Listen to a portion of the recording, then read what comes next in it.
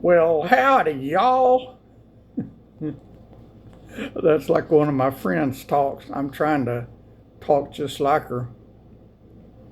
Well, howdy, y'all. Y'all ready for your daily Bible reading from the book of Ezra? My Bible's ready. It's already flipping pages for me.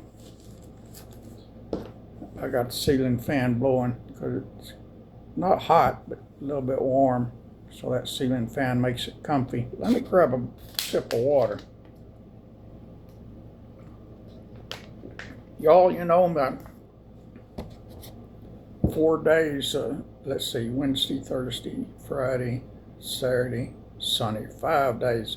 Well, 4.5 days, because Wednesday didn't happen till 12 o'clock or so.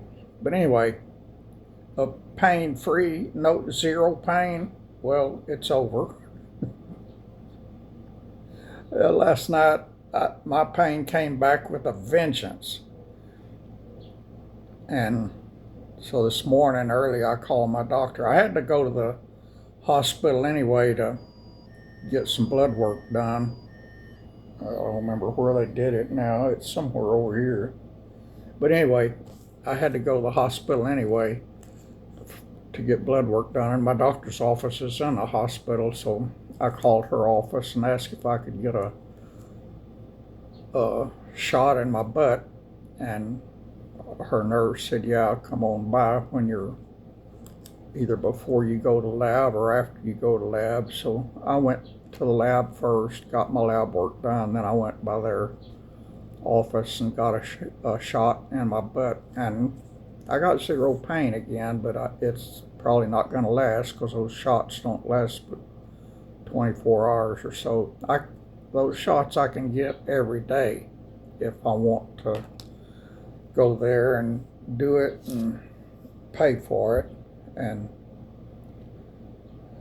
I don't have extra money to pay for it, so I don't go often, but she said I could get one every day. And I have got one 2 or 3 days in a row, but not every day for a long period of time. But I had to have one today, and it has worked good. I'm not pain-free right now, but I'm probably at 75 or 80% pain-free, so that's not bad compared to what it was. Goodness gracious. But that procedure, that surgery they did on my back, that made me pain-free for the first time in 24 years, I thought it was going to last longer than that. I don't remember all the stuff they told me about that surgery before they did it, but I thought it'd last longer than that. But I had major pain last night and this morning, but got that shot in my butt, I don't know, around 11 o'clock this morning, and I've been pretty much pain-free ever since. I've got a little pain now. I just came inside from working in all of my gardens, pulling weeds. I never had weed problems back in Texas, but man, up here, I don't know if it's because the wind blows so hard here, it blows weed seeds in from places. I don't know. But man, I got a major weed problem here. Even in the raised beds. The new flower bed that I built way out back, I could understand it having weeds because I just did it right flat on the ground with plain old dirt that got hauled in here, and that dirt had weed seeds in it. It had weed sprouts in it, and it had seeds in it, I'm sure. And I didn't put any cardboard or weed fabric down. I just put the dirt right flat on top of the ground, and so that garden out there is full of weeds. My raised beds, I can keep those pretty much under control, pulling weeds every day. They don't ever have a chance to get big. But that one out back, man, I pull a lot out there, but there's no way I can pull them all. I can't bend over for that long. Well, let me start reading your daily Bible readings. Oh, and I got okra that big. I'm excited about that because I love okra. Back in Texas, I had 14-foot tall okra stalks, and that stuff produced and produced. I gave okra away to anybody that wanted it. A lot of people at the sheriff's department would come by and get okra. One, I don't remember if he was sergeant at the sheriff's department or what he was, but he was something higher up than a regular patrol officer, would come by every couple of weeks and get a bunch of okra. And I gave away a lot of okra. Plus, I had a large upright freezer that was packed. It was all it had in it was okra. And it was so packed there was not room for anything else in there. From top to bottom, it was packed. I would I forgot what you call it. Freeze dry it, flash freeze it, something. I'd bread it and flash freeze it, and then freeze it. And that's some good stuff, y'all. And that freezer was still full of okra when I sold it. I sold it to come up here, and that freezer wasn't but like 1 or 1.5 years old. When I moved up here, I just didn't have room to move it. Well, when I was selling everything, I thought I was moving overseas. That's why I was selling everything or giving everything away. I gave most of it away. That new freezer full of okra, I sold it for $200, and it cost me almost 3 times that much to buy it, plus all the okra that was in it. So that guy got a good deal. But anyway, enough redneck ramble. I could sit here and redneck ramble all night long, I guarantee you. Except my back's hurting right now. I just came in from picking weeds and bending over, and I hurt. But let me get my glasses off because I can't read with them on. Let me get another sip of water.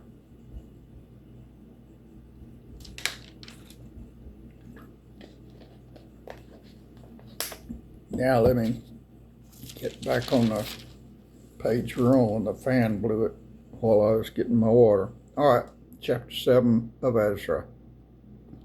And this is Ezra's genealogy and career. Now after these things, in the reign of Artaxerxes, king of Persia, Ezra, the son of Sariah, the son of Azariah, the son of Hilkiah, the son of Shallum, the son of Zadok, the son of Ahitub, the son of Amariah, the son of Azariah, the son of Marioth, the son of Zariah, the son of Uzzi, the son of Buki, the son of Abishua, the son of Phinehas, the son of Eleazar, the son of Aaron, the chief priest. This Ezra went up from Babylon, and he was a ready scribe in the law of Moses, which the Lord God of Israel had given. That's good right there, y'all. He was a ready scribe in the law of Moses, which the Lord God of Israel had given, and the king granted him all his requests, according to the hand of the Lord his God upon him. And there went up some of the children of Israel, and of the chief priests, and the Levites, and the singers, and the porters, and the Nethinims unto Jerusalem in the 7th year of Artaxerxes. And he came to Jerusalem in the 5th month, which was in the 7th year of the king. For upon the 1st day of the 1st month began he to go up from Babylon, and on the 1st day of the 5th month came he to Jerusalem according to the good hand of his God upon him. For Ezra had prepared his heart. Listen to this. For Ezra had prepared his heart to seek the law of the Lord, and to do it, and to teach it in Israel, statutes and judgments. Now, this is the copy of the letter that the king Artaxerxes gave unto Ezra the priest, the scribe, even a scribe of the words of the commandments of the Lord, and of his statutes to Israel. You all ready? Artaxerxes, king of kings, unto Ezra the priest, a scribe of the law of God of heaven, perfect peace, and at such a time. I make a decree that all they of the people of Israel and of his priests and Levites in my realm, which are minded of their own free will to go up to Jerusalem, go with thee. I'm sitting there like the Leaning Tower of Pisa. All right, let me try to straighten up and behave. I lean over because I hurt, but I'm sorry. Forasmuch as thou art sent of the king and of his 7 counselors to inquire concerning Judah and Jerusalem, according to the law of thy God, which is in thine hand, and to carry the silver and gold which the king and his counselors have freely offered unto the God of Israel, whose habitation is in Jerusalem, and all the silver and gold that thou canst find in the province of Babylon, with the free will offering of the people and of the priest, offering willingly for the house of their God, which is in Jerusalem, that thou mayest buy speedily with this money bullocks, rams, lambs, with their meat offerings and their drink offerings, and offer them upon the altar of the house of your God, which is in Jerusalem. Bam, y'all, that's a good letter right there, I guarantee you. And it's not, I'm not finished with it. And whatsoever shall seem good to thee and to thy brethren to do with the rest of the silver and the gold, that do after the will of your God. The vessels also that are given thee for the service of the house of thy God, those deliver thou before the God of Jerusalem. And whatsoever more shall be needful for the house of thy God, which thou shalt have occasion to bestow it out of the king's treasure house. That sounds like a good king right there, y'all, I guarantee you. And I, even I, Artaxerxes the king, do make a decree to all the treasurers which are beyond the river, that whatsoever Ezra the priest, the scribe of the law of the God of heaven, shall require of you, it be done speedily. That is decreed by King Artaxerxes. Unto 100 talents of silver, and to 100 measures of wheat, and to 100 baths of wine, and to 100 baths of oil and salt, without prescribing how much. Whatsoever is commanded by the God of heaven, let it be diligently done for the house of the God of heaven. Or why should there be wrath against the realm of the king of his sons? And we certify you that touching any of the priests and Levites, singers, porters, Nethinims, or ministers of this house of God, it shall not be lawful to impose toil, tribute, or custom upon them. And thou, Ezra, after the wisdom of thy God that is in thine hand, set magistrates and judges, which may judge all the people that are beyond the river, all such as know the laws of thy God, and teach ye them that know them not. And whosoever will not do the law of thy God and the law of the king, let judgment be executed speedily upon him, whether it be unto death, or to banishment, or to confiscation of goods, or to imprisonment. Blessed be the Lord God of our fathers, which hath put such a thing as this in the king's heart, to beautify the house of the Lord which is in Jerusalem. That's a good king. And hath extended mercy unto me before the king and his counselors, and before all the king's mighty princes. And I was strengthened as the hand of the Lord my God was upon me, and I gathered together out of Israel chief men to go up with me. Bam, y'all. That was some good stuff right there. I guarantee you. I hope y'all had your ears open.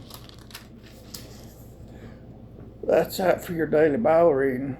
And I think I'll just mosey on out of here now and try to get comfy. I haven't eaten today. Maybe I need to eat a can of pork and beans.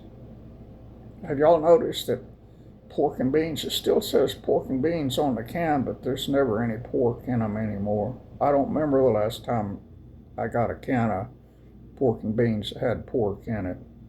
It's all gone, but the name never changed. I got several cases of pork and beans. I like them, and I make baked beans with them too. So some of them goes to baked beans, but most of them I just cut the lid off and eat with the spoon right out of the can. That way I don't have any dishes except for the spoon. That's that.